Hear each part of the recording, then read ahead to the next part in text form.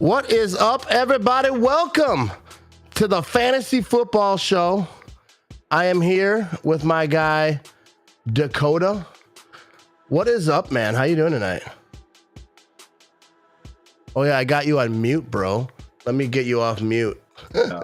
I had you on mute for that intro. Anyway, I screwed that up. But anyways, how are we doing tonight, Dakota? I'm doing pretty good. I was feeling a little sick this weekend. I'm kind of recovering now, but doing all right. I feel like everybody was sick. I was sick. I went to the Packer game, and I've been sick ever since.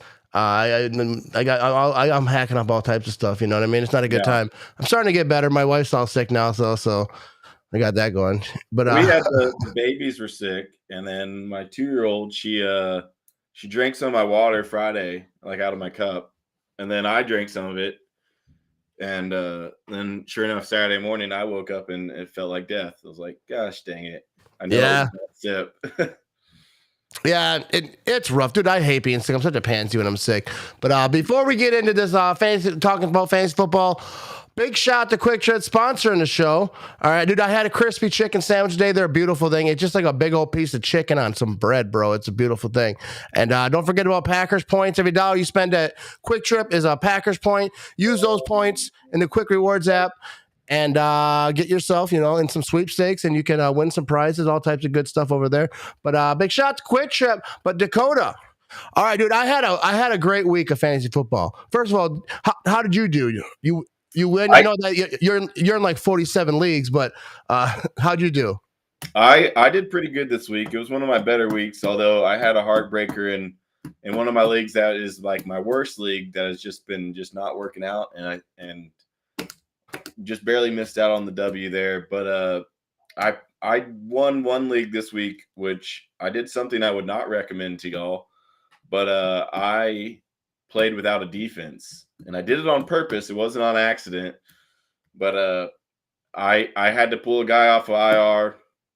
I didn't feel comfortable dropping any of my players until I had kind of seen what they do for at least one more week, and so I went into the game without a defense. I was going against a guy that I felt like I could beat, and I did beat him. You won, huh? That doesn't say how'd that work out for you? It worked out. I don't recommend it. It was risky because I won by like 4 points. But I'm in a dynasty league, and we don't have defenses. They don't have kickers and don't have defense. So that was kind of different for me because back in the day when I did fantasy, there wasn't all that. But I'm actually having more fun than I thought I would have. Like this week especially. Beat up on Tom Crabtree, all right, and I started Jordan Love, and I had Lamar Jackson, so I went with my heart there. But I actually thought Jordan Love was gonna.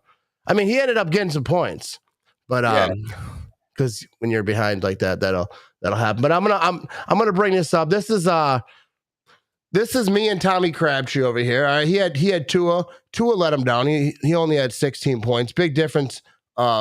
From the week before for sure. But like I said, I started Jordan Love. He had just under 20 points. Aaron Jones didn't do me no favors, 1.9. But I kind of knew going in that he could be limited. Like he might not be all there. But let me full screen this thing for you. But yeah, pretty nice. Yeah, dude, Diggs was like balling, dude.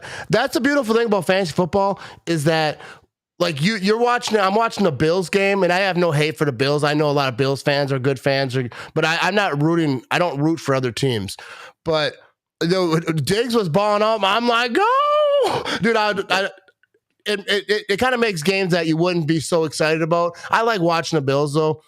I think they have a fun offense, but watching Diggs ball out when you got him, Mike Evans, he's been pretty good for me, but not this week. But like you see, Crabtree, he ain't got nothing going on, dude. He had like every player like had a bad game, like every player on here. Like I had Andrews go off a little bit. Out with the concussion early, that hurts him. Yeah, that's the thing with fantasy, man. You get a few injuries, even if they're like little ones, but they're just out for a big part of the game. But Andrews popped off for me, and Swift did a little bit.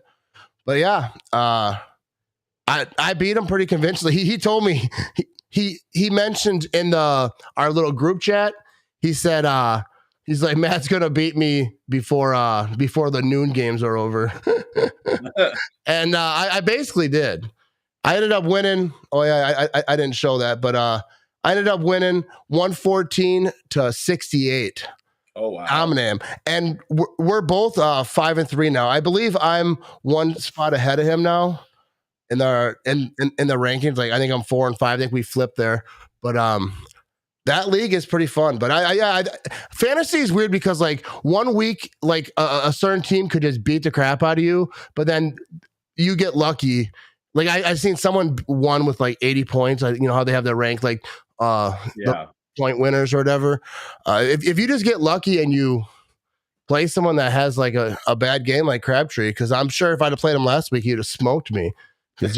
Tua, I don't know how many points Tua had, but that's why it's nice too that some leagues will pay out like top points at the end of the season. So if you led the league in points all year and your team never made it to the championship or something, you still get a little bit of credit. Yeah, I'm looking at this comment right here. Is that Crabtree is still in the league? No, but he's in my fantasy league. But he's the real league. Yeah, but he's not out there balling in real life. But yeah, I had Lamar Jackson sitting on my bench though.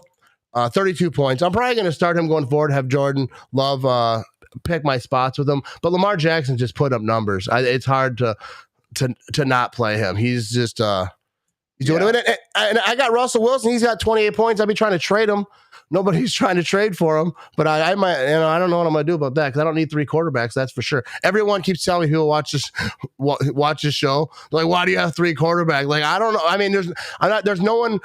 Our league is so big, it feels like that there's not a lot of guys on waivers anyway. So why am I going to cut Russell Wilson just to go grab some backup tight end? Like, I'll wait. Someone hopefully will need a quarterback. Somebody will give me something.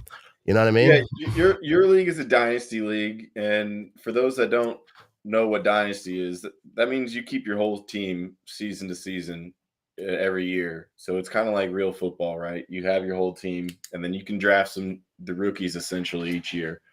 And so having that third quarterback makes sense in a dynasty because you never know what's going to happen over the course of long seasons, and you have the bigger bench because it's dynasty, which means like you said, there's less people in the free agency. So you don't want to be one of the guys that if you had a bye week happens and one of your quarterbacks gets hurt, and then you try to go to the waivers, there's no quarterbacks available. So having that third one is perfect.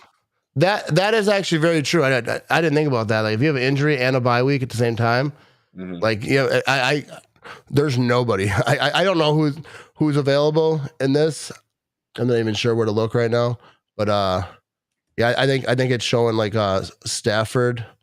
I don't know if that's available, but anyways, I'll check that out next time. But yeah, there's not. Yeah, well, that's interesting too. Yeah, I don't know if he is. That might be no, because I don't think most of these players aren't. I'm not sure what screen I'm looking at, but I mean, all of your quarterbacks are technically top 10 quarterbacks right now in fantasy football, so you're in a great spot. And right, Love actually, depends on how your league is set up. Love has 2 more points on the season than Lamar Jackson. So you starting Love, even though it was mainly with your heart, because that's where the love is, right? Yeah. It wasn't that bad of a decision. It didn't pay off this week, but it paid off in other weeks. Yeah, it would have. That's the same. Like the one time I started him is when he had a lower point. It didn't matter because I ended up winning. But yeah, Jordan Love has started in our league. I'm on Sleeper, 40%. Roster just says 75%. Player ranking, it says number 3 quarterback, number 4 overall. I don't know what that means. Like if that means he's a number 3 scoring quarterback in the league.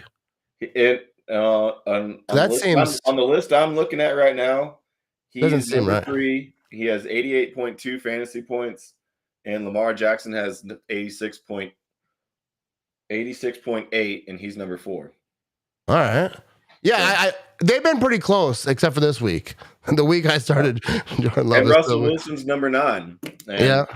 Which is kind of surprising to me, but at the same time, he is, a very successful quarterback historically, and he's got a a guru of a head coach. So Yeah, speaking of quarterbacks, I want to get into it. Goes, but first of all, big shout out to Rev Trev. He couldn't make it today. Usually he's on this thing with us for people who watch or listen every week. But he gave us some notes, all right, because we wanted to still hear for him.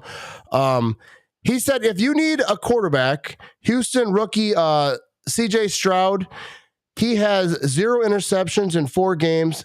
His young wide receivers are looking legit.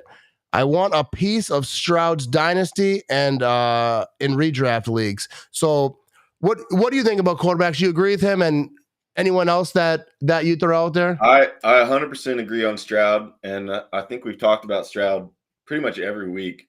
I drafted him in a lot of leagues.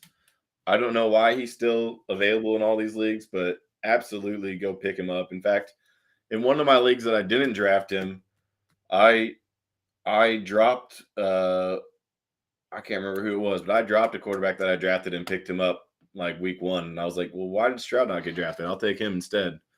So Stroud is definitely, obviously he's young, so especially if you're in a dynasty league. But I think even if you're not, I think he's the guy. But definitely in dynasty, in dynasty he should be rostered 100%, and I'm pretty sure he probably is. Yeah, I'm sure he is. But even if you're just a keeper and not a dynasty league, I would still pick him up.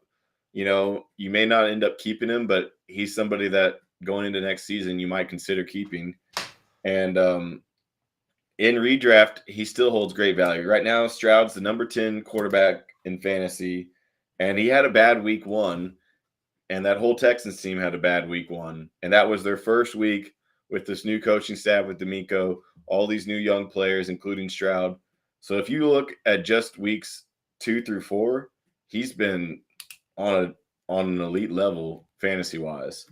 If you take out that first week, which kind of dropped him to number 10.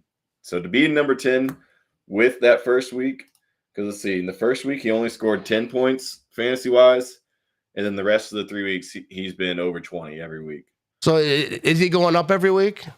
No, he's been consistent, like kind of like bobbing around. 22, just consistently putting up good numbers. He's thrown for over 300 yards twice in 4 games, and and the other thing is he's got some legs. He hasn't used it a whole lot, but he's averaging like 15, 20 yards of rushing per game. So that's always a nice thing to have in fantasy, because those are free little points if you got a running quarterback. Yeah, Justin Fields popped off this week. I knew that he had a good game, obviously. Like I was watching it. It was a beautiful thing. And but his fantasy point, I think they said that he was one of the leaders. Yeah. I gotta learn these screens a little better so I can just it's funny because he'd been pretty average on a fantasy perspective, which was kind of underwhelming compared to what people thought he would do in the preseason, because they had him ranked. Some people had him ranked as like the number 2 or number 3 quarterback, but with that one game, that jumped him up to the 13th rated quarter, or 13th or 12th, it looks like. Yeah, because like with his running ability, if he could be like an average thrower and they could get that offense going a little bit, like he would be phenomenal. Because if you can obviously rush and you're getting rushing touchdown and then you throw on passing yards, but it doesn't seem that it all clicks at the same time. But last week it did, but they still end up losing because that's what the Bears do. And people, I think people talking trash about Justin Fields in that game. Like, dude, that's not Justin Fields that game. That was just the whole Chicago Bear Aurora. That's what that is. That's why the Bears lost. That's just Chicago karma. Yeah, it's just what they do. They find ways to lose. But let's move on to running backs. We got we got some more notes here from Rev Trev. He says if you need a running back, Denver running back, I can't say that name. McLaughlin, I think. Dude, it's a certain word. My watch is talking to me. I don't know what you didn't like about Sunday's performance, but he was clearly the running back 1 in Denver. So what do you think about that? And what other running backs would you throw in there? Running back waiver wires this week are awful. I just want to put that out there. So yeah, McLaughlin is the top. McLaughlin, yeah, dude. Some of those names trip me up, dude. I had a friend whose last name was spelled that way, and he pronounced it McLaughlin. I don't know if that's how this guy pronounces it. I'm gonna DM him because I don't want to disrespect the man. Yeah, but yeah, he's the top waiver wire target for fantasy in week 5, and Javonte Williams went out in that game, which gave him those touches. They said his injury is not long term, but it is a hip flexor, and just speaking from experience as somebody that's had hip flexor injuries and witnessed them as well, it's a tricky one. Sometimes they can kind of be nagging all season, even though you can play. So it could hurt Javonte Williams' explosiveness, even if he comes back.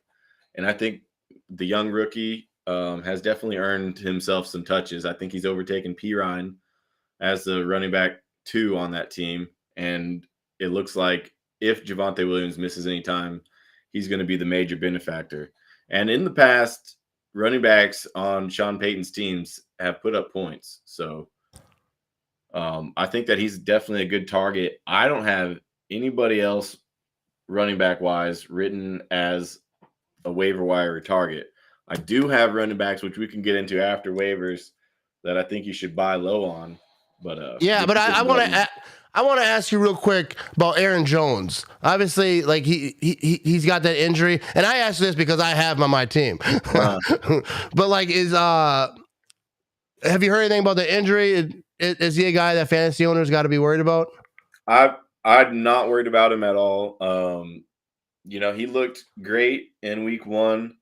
He only played like 3 quarters, maybe not even full 3 quarters. Maybe it was like 2.5 quarters. I don't remember exactly when he pulled that hammy. Maybe it was at the beginning of the 4th. But he essentially didn't really play much in this game. He only had 5 touches, and whether that was by design because they were trying to limit him, or if the game script just got out of hand and they just kind of messed up, I don't expect that. That's what it seems like to me. Because like I was thinking, like, why even play him if you're only going to give him 5 touches? That's how I feel. I saw a lot of people saying like, oh, well, they were just trying to ease him back in. I was like, no. LaFleur specifically said that he was good to go and he wouldn't be on a snap count. And if he was only going to be able to play 5 touches, they wouldn't have played him. Yeah, and like if you're gonna play a guy 5 touches after injury, I get it if he was out a year or someone's out like a big, huge chunk. Like, all right, we're gonna let him get his feet wet a little bit. But I don't think coaches feel that way. I feel like they say if this guy's healthy, he can play. If he's not gonna play. Obviously, there's snap counts that they have on certain players. Like, all right, we're gonna even Rashawn Gary this year, but it's not 5. Like they're not gonna say, all right, he can only do 5. That's it. Like, just don't play him. I think the game plan kind of got away from him. I don't know. I don't think it was Matt LaFleur's best outing. I love me some Matt LaFleur, but I don't think that this is the game he's gonna look back at and be like, dude, I killed that day. You know what I mean? Yeah. So, but yeah, I definitely wouldn't shy away from Aaron Jones, but that hamstring injuries kind of worry me. I haven't really paid attention to see what they're saying about it. Like if he is good to go, like I wasn't sure if something did happen because that would explain it. He practiced in full, so I think he's okay. Yeah, I think they probably just a game plan. So next week, I actually think the Packers are going to win big this week. I know I'll talk about that tomorrow on the Pick'em show. But I think a lot of guys seem to be coming back. I'm excited about the Packers. But let's keep her moving over here. We got more from Rev Trev. He says, if you have a spot, add these guys. Number 1, he's got Dallas tight end Jake Ferguson. Why is he on the waiver wire? Almost everyone needs a tight end because they are so bad this year. And I like how he wrote this so good. And then you got number 2, we got Cincy wide receiver Tyler Boyd. Cincy will turn things around eventually. And with T. Higgins out, that means more productive for Boyd because he's not just your average wide receiver 3.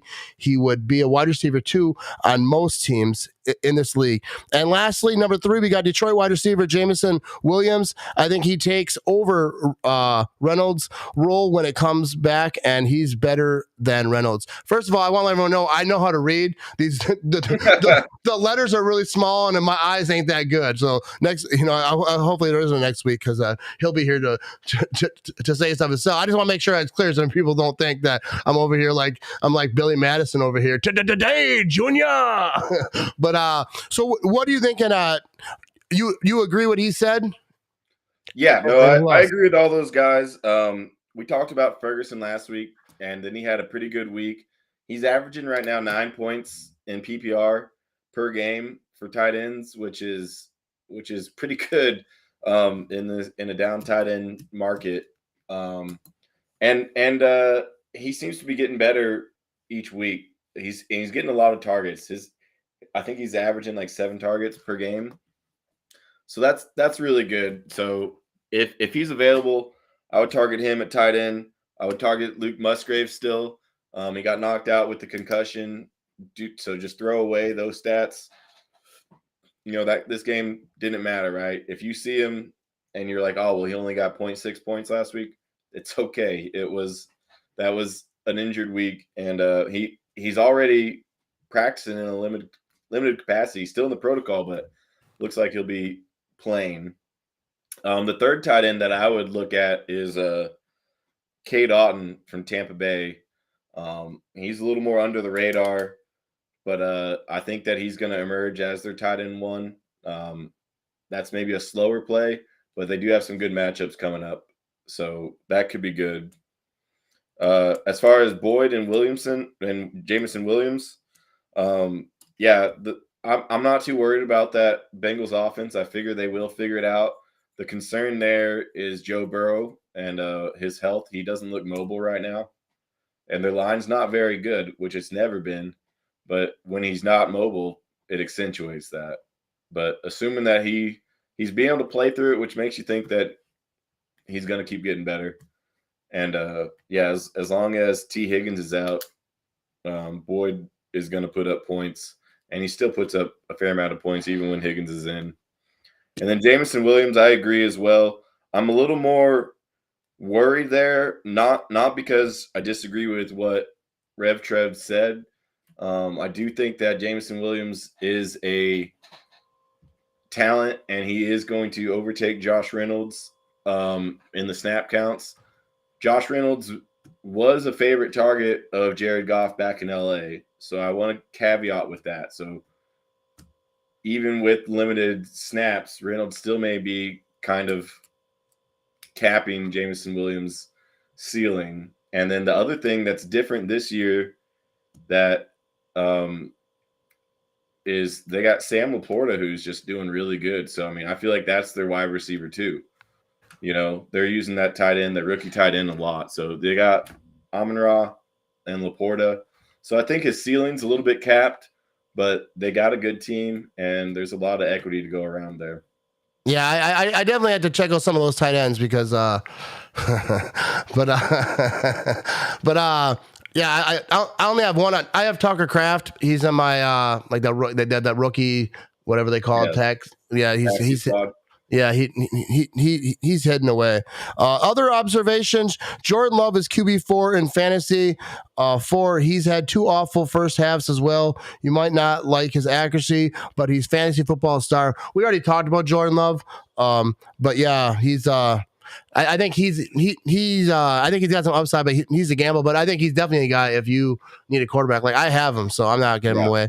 But he's QB3 on the list I'm looking at, and QB4, QB3. That's a guy you should have rostered. Yeah, if you can get him. Spread love, right? I like that. All right, we got some more. Miami has the number 2 and number 3 running back in fantasy. That is insane. A couple trade scenarios he put out here. Kirk Cousins. We got Waddle, Stevenson for Burrow. We got D. Smith, Kamara. Which side of the deal do you want? That's a good question. So, did you hear that? Yeah. Let me pull it up though, just so I can Yeah, dude, it's hard to read this because I should have had you read this because the lettering is so small. So the trade scenario is Kirk Cousins, Waddle, and Stevenson for Joe Burrow, Devontae Smith, and Kamara. I think this is a really tricky one. I like Burrow more than Cousins just because I think that the Bengals are going to be more competitive this year than the Vikings. But at the same time, garbage time stuff could really benefit Cousins doing a lot. And Cousins always has a pretty good fantasy year. Yeah, he slings that thing around. I mean, a lot of times I think that is because like if they're losing or I think they've been kind of in higher scoring games throughout the years. So he's definitely a guy that can sling it. I like Devontae Smith more than Waddle, and I'll tell you why. It's because that Dolphins team has just so many freak athletes that I feel like it's going to be hard to. Somebody's going to get left out each week. Somebody's not going to put up points, and I feel like Waddle is the guy that will be the most volatile. Maybe I don't know. I'm a little bit concerned about the mouths to feed there. I think Devontae Smith is locked in as wide receiver 1B. I feel like they have two wide receiver ones there in the Eagles with A.J. Brown and Devontae Smith. I think they're both going to pretty much have good weeks every week, and one of them each week is going to go off. So your floor is higher there with Devontae Smith, in my opinion. And then Stevenson hasn't done well yet this season. He's still getting all the touches pretty much. Yeah, I got him. He had 18 touches, and Zeke had like 6 or something this last week. People were worried about Zeke taking over. I don't think that's going to happen. That they got blown out by the Cowboys, and so that doesn't bode well for the running backs in general, right? So I don't love Kamara, but I mean he's been proven to do it before, so I'm real torn on this one. I think that I would do the Burrow, Devontae Smith, and Kamara side of this, but I don't think there's really a true loser there. I think that's a pretty even trade. Yeah, I think it sounds pretty even. Like trades always tweak me out because I always think someone's coming to hustle me. I did trade Kelsey away early this year, and I don't regret that at all. I got some good guys for him.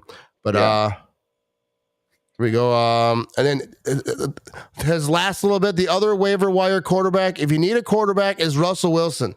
Russell Wilson is quarterback 9 and Stroud is quarterback 10. So anyone who's in my league, I have Russell Wilson. He is for sale. Pop out a trade. Yeah, I mean, if we will accept trade. Travis Kelce. Yeah, I don't know. I actually offered Tom Crabtree I forget who he put. I think it was a tight end. I think he put his whole team on the trade block after this week, right? He's just like, let's mix it up. Let's see what offers we get. And I offered him Russell Wilson. I forget. Oh, I think for Musgrave. And he said he laughed, I think. Yeah, well, Musgrave's a good get. Yeah. In Dynasty, Musgrave has a lot of potential. Musgrave could be, a future tight end stud that's going to be like. Yeah, I think not even just real life, but fantasy football, Musgrave is like, especially Dynasty. I think he's going to be a guy that is going to be a big target for Jordan Love. I feel like they're not always on the same page. Like there's been some overthrows, but I think once they figure that out, like they get some rhythm together, they kind of know what each other's doing.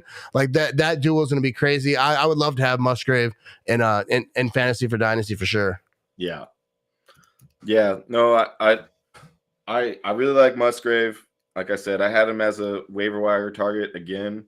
And if you want to try to trade for him, I think he's a good buy low, especially, if people are, maybe they just picked him up and then he gets the concussion and gets them only 1 point and they're like, well, screw this guy, So he might be a good buy low candidate. I want to talk about some other buy lows because like I said, there is not the running back market on waivers this week is really rough. And we're getting to the time of the season where trades are, in my opinion, it's probably the best time to try to get a trade because the guys that haven't performed the way they should after 4 weeks, people get tired of them. But 4 weeks is still kind of a small sample size, and so Yeah. I think you shouldn't be worried. So like I mentioned, Ramondre, I still think that he's going to end up doing pretty well. I would trade for him. We talked about Aaron Jones. I would trade for him as well. Tony Pollard, he's running back 10, which is really good still, but I think that a lot of guys expected more from him, and he had a little bit of a down week. He only got 6 points. So I think if you can get Tony Pollard, that would be amazing. I would be willing to trade Derrick Henry, and like DJ Moore or something for Tony Pollard. So I'm gonna bring up this comment. Read this one. How much free agency budget should I spend on Michael Wilson in a 10-man PPR?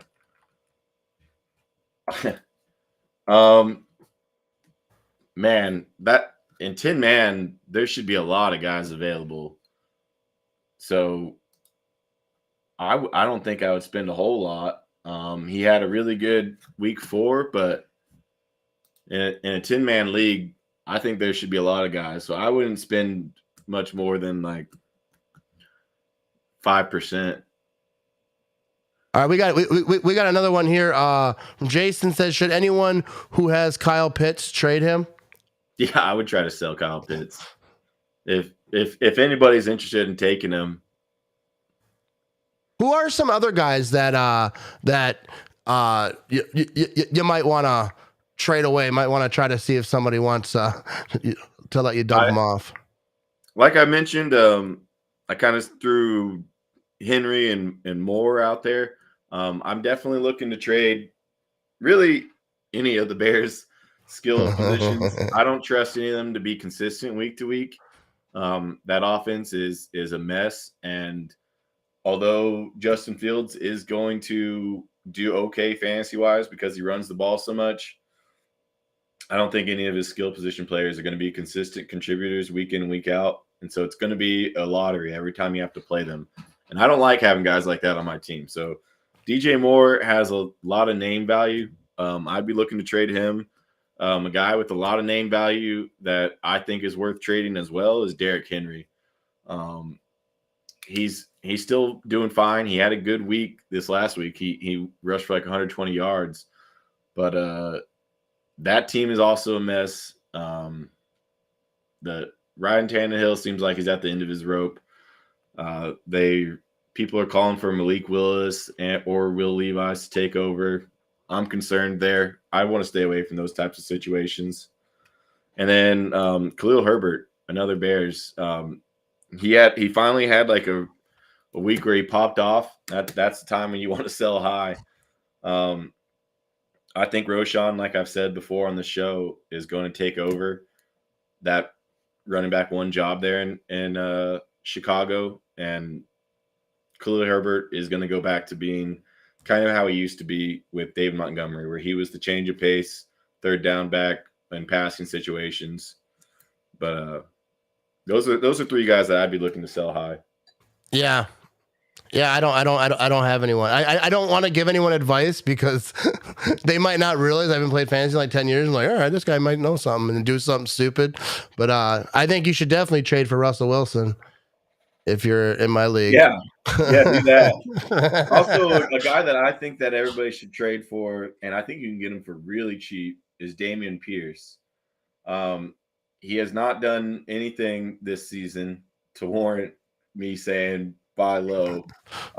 It's based off of last season. He looked great. He's been inefficient this season, but that Texans O-line is the most banged up O-line in the NFL.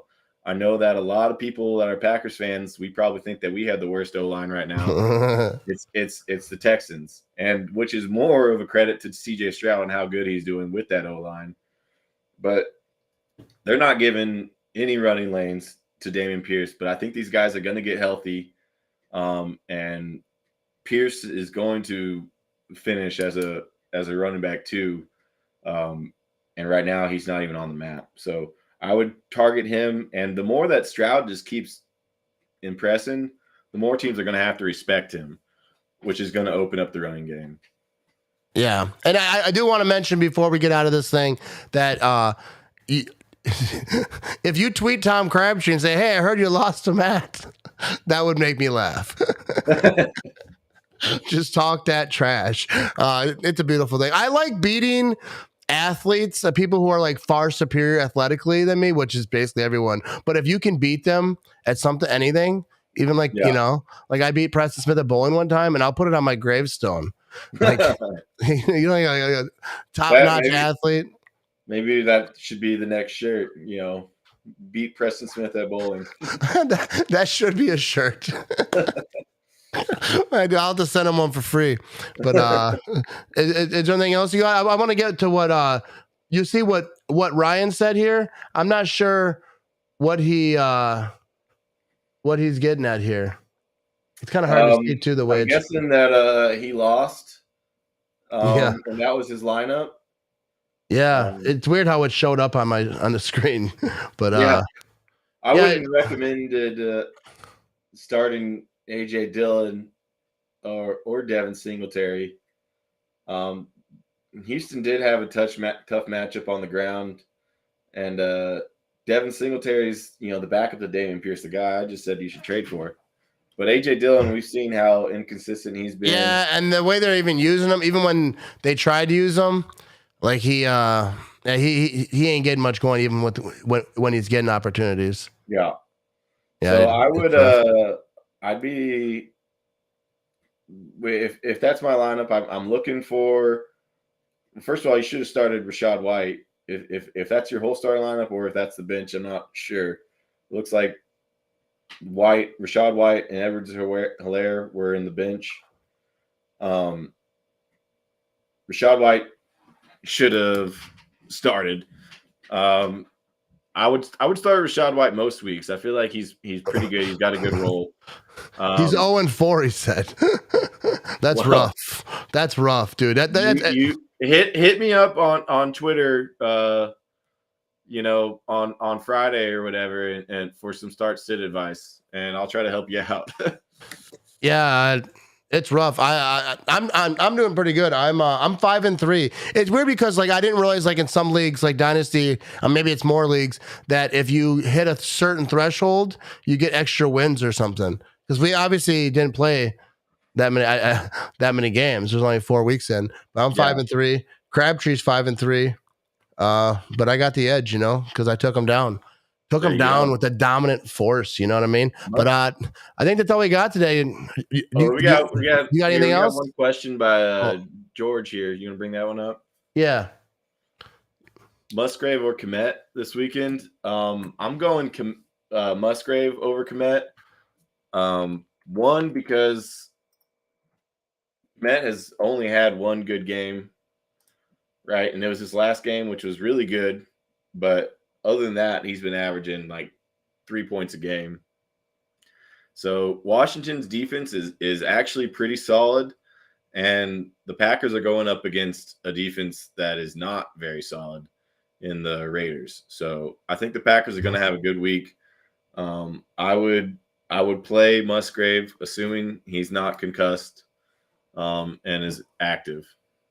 Yeah, I think the Raiders are a mess right now. They really are. I just saw a video of like some fans yelling at Al Davis. What's his face? The owner of the Raiders. Yeah. Of the Raiders. Not Al Davis. The kid. I forget what his. Anyways, the owner of the Raiders. The one with the weird hair. Fans were like just walking right by him. Like his seats are like open, and like fans can just talk to him, and they're just screaming at him like "fire everyone," and they're like screaming, and then he's yelling back at him, and like it's like, dude, imagine that. Imagine being at Lambeau Field and just cussing out like Ted Thompson or not Ted Thompson, Mark Murphy up there, like he's just right there, just hanging out, and you could just be like throw him some pointers, It's wild. I feel kind of bad for him because although I think he's been pretty much a terrible owner. Yeah.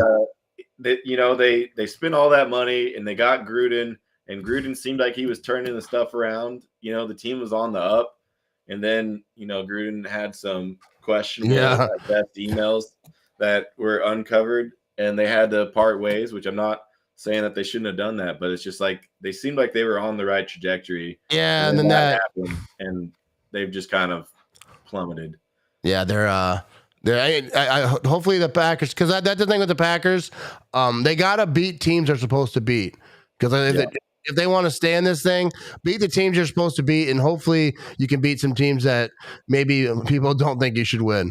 But the Packers definitely gotta. And I want to say real quick too before we head out of this. I made this video. I posted a video talking about the Lions and how they don't own the North, because I had all these people coming at me saying, "Oh, the Lions own the North. The Lions own the North." Like, dude, you can't own something that you haven't won in, since 1993. I'm not even trashing the Lions. People are like, "Oh, you're bitter." Yeah, I am a little bit, but I'm giving the Lions their props. They're a good team.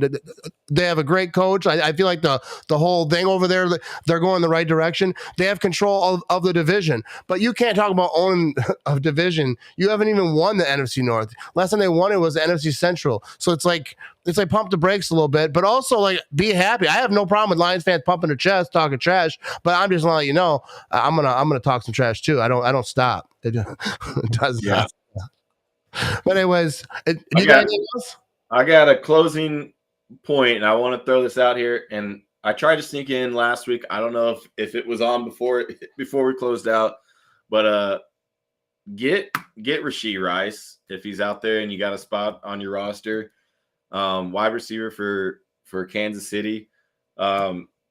He's already becoming their wide receiver number one out there. I would drop Tony or Sky Moore for him if that's who you have. He's been second on the team in targets behind Kelsey, and they have been sorely missing Tyreek Hill for these past 2 seasons. We know that Mahomes has more than enough talent to support 2 pass catchers with Kelsey and somebody else. And it looks to me like that somebody else is going to be Rice. He's a rookie. He's a stud. He was dominant in college at SMU, smaller school. But if you were paying attention, he was a dominant guy, 30% dominant rating. Pick him up. In a week or 2, he's going to cost a lot of your free agency budget. If you pick him up right now, you can get him for almost free. And you'll thank me later. That's the time to get the guys. You know what I mean? That's when you draft quarterbacks, when you don't need them. You know what I mean? No, that's what they say. And that's what I was banging the drum on Puka. I was banging the drum on Tank Dell, and now these guys are worth a lot. So let's get them before they get expensive. Thanks a lot, Dakota, for helping us in our fantasy leagues. Rev Trev will be back next week, probably. And big shout out to Quick Trip sponsoring the show. Be sure to subscribe to the podcast on Apple, Spotify, all the places that you listen to podcasts. And if you're listening to the podcast right now, be sure to subscribe on YouTube. Follow me on Facebook, Instagram, all the places. And there we go. Go Pack, go people. Big shout out to Dakota. He's getting after it. You know what I mean? It's like his 7th drink during this show. I'm just kidding. No, it's not.